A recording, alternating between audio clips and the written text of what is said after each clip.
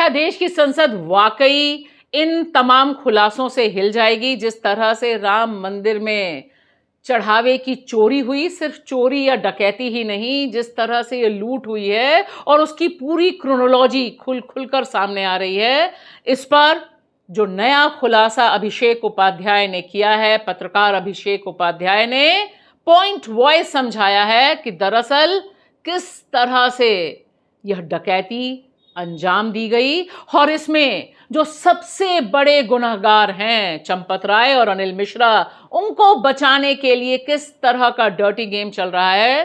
क्या वाकई संसद हिलेगी या संसद में इस पर विचार होगा? क्योंकि एक बात तो साफ है कि देश की संसद के भीतर जितना डिस्कशन हो रहा है उससे ज्यादा वहां के मकर द्वार पर विपक्ष ने डेरा डाल रखा है और लगातार यह सवाल पूछा जा रहा है कि यह चंदा चोरी और चंदा चोरों को बचाने की जो साजिश है, इस पर सरकार अपनी चुप्पी कब तोड़ेगी।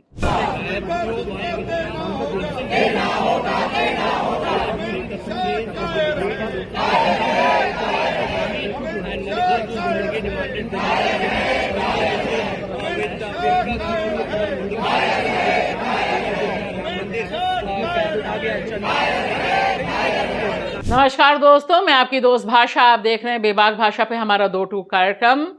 अभी छात्रों के ऊपर बुरी तरह से घिरी हुई मोदी सरकार क्या राम मंदिर चढ़ावे में जो चोरी और डकैती हुई है उस पर भी हाथ पैर उसके फूल रहे हैं और क्या वह बैकफुट पर जाकर कोई बड़ा कदम उठा सकती है? यह एक ऐसा सुलगता हुआ सवाल है जो सिर्फ देश की संसद के भीतर ही नहीं या सिर्फ मकर द्वार पर ही नहीं, अब लगातार एक बड़े पॉलिटिकल स्टॉर्म यानी सुनामी में तब्दील होता दिखाई दे रहा है। और खास तौर से जो खुलासा किया है इन्वेस्टिगेटिव जर्नलिस्ट अभिषेक उपाध्याय ने अपनी नई पोस्ट में, और पूरे के पूरे 19 पॉइंट्स बताए हैं, क्रोनोलॉजी समझाने की कोशिश की है, वह भी तथ्यों के आधार पर, या जो आरोप लगाए गए हैं उनको पब्लिक डोमेन में डाल दिया है। उसके बाद इस पर क्या गुल खिलेगा, क्या सरकार एक्शन लेगी, यह बहुत बड़ा सवाल है। क्योंकि अब सीधे निशाने पर 3 शख्स हैं जो अभी तक की जितनी जांच हुई एसआईटी की उसमें से गायब है। इन तीनों पर क्लीन चिट है।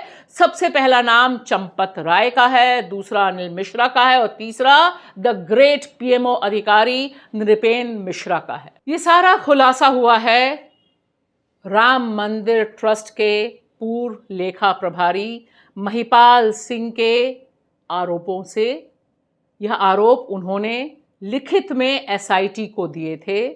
किस तारीख को दिए थे, 19 पॉइंट्स क्या हैं, इन सब की स्लाइड शो अभिषेक उपाध्याय ने हमारे सामने रखी है, यानी देश के सामने रखी है। महिपाल सिंह एक इंपॉर्टेंट सूत्र हैं।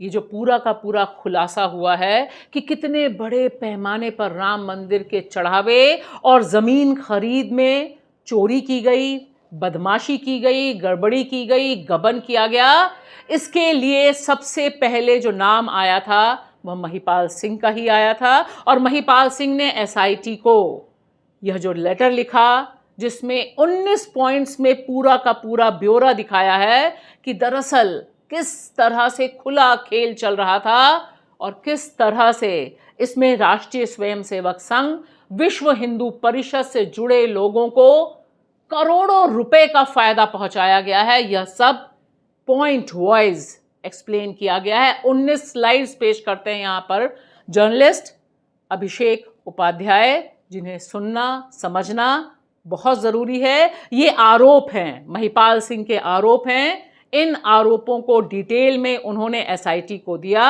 और इन आरोपों का ध्यान रहे अभी तक कोई खंडन नहीं हुआ है। इसमें जो आरोप लगाया है महिपाल सिंह ने वह बहुत इंपॉर्टेंट है और हिंदुओं की आस्था से बड़े खिलवाड़ की कहानी सामने रखता है। यह आरोप यह है कि यह मंदिर 800 करोड़ में बनना था लेकिन बना 2200 करोड़ में, और इसमें बड़े पैमाने पर गबन किया गया। और यह गबन किस तरह से किया गया है इसका भी ब्यौरा उन्होंने इस लेटर में लिखा है। इस चढ़ावा चोरी का संघ और विश्व हिंदू परिषद से क्या कनेक्शन है, इसके बारे में भी आरोप है जो बहुत गंभीर है। यहाँ पर महिपाल सिंह कहते हैं कि किस तरह से कार्य सेवकपुरम यानी जहाँ पर विश्व हिंदू परिषद के लोग रहते हैं वहाँ पर चढ़ावे के चंदे से निर्माण कार्य कराया गया। इसमें चंपत राय और अनिल मिश्रा के साथ साथ जो तीसरा इंपॉर्टेंट नाम है वह नृपेंद्र मिश्र का है, यानी वह शख्स जो सीधे पीएमओ से यहाँ पर इस ट्रस्ट में प्लेस था और वह कंस्ट्रक्शन कमेटी का प्रभारी था।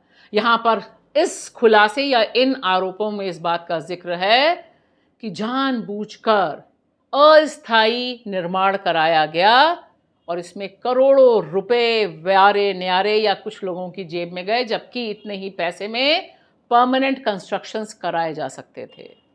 रुकिए, और भी बाकी है, पिक्चर अभी बाकी है, क्योंकि यहाँ पर जिक्र एक झूले का भी है। सिंधी समाज जो लगातार आरोप लगा रहा है कि उसने चांदी दी, वह कैसे गायब हुई, यह सारा ब्यौरा है। इस ब्यौरे के बाद क्या सरकार और क्या एसआईटी विचार करेगी और इन 3 लोगों के खिलाफ जो अभी तक पूरी तरह से जिन्हें क्लीन चिट दी गई है उन पर कोई एक्शन होगा? फिलहाल राजनीतिक घमासान मच गया है और आने वाले दिनों में और बढ़ नहीं जा रहा है।